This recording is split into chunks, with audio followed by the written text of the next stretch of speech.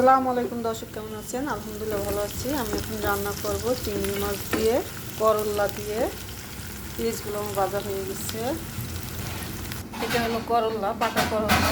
এই করল্লাগুলো দিয়ে চিংড়ি মাছ দিয়ে রান্না করব। পিসগুলো মাঝে দিয়ে দিচ্ছি পানি, দিয়ে দিচ্ছি হলুদের গুঁড়া,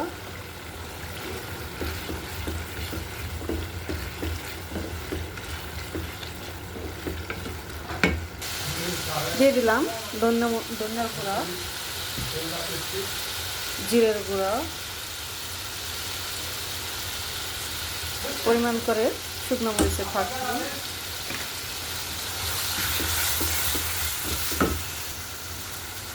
দিয়ে দিচ্ছি কাঁচামরিচ।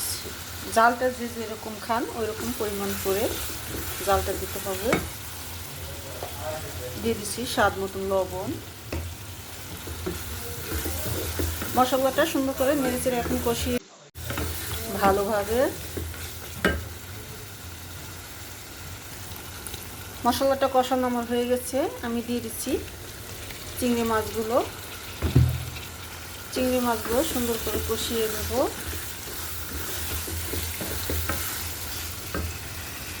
এর মাঝে দিয়ে দিচ্ছি সাথে পানি।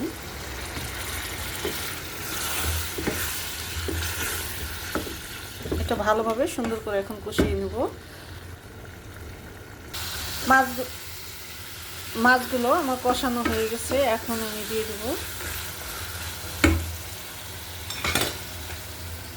করল্লা,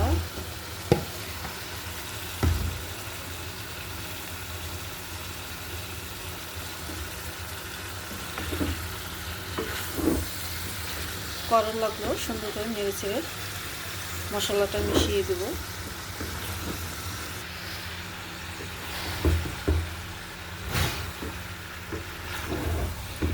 করলাটা ঢাকনা দিয়ে ঢাকা যাইব না, এভাবে ঢাকনা ছাড়া করলা রান্না করলে তিতা লাগে না। আর ঢাকনা দিয়ে দমে রেখে দিলে করলা তিতা লাগবো। তাই আমি ঢাকনা ছাড়া এভাবে কষিয়ে নেব মাছের সাথে।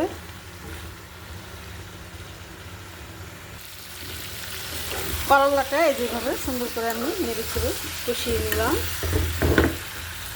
কষানো হয়ে গেছে। এখন দিয়ে দেবো ঝোল।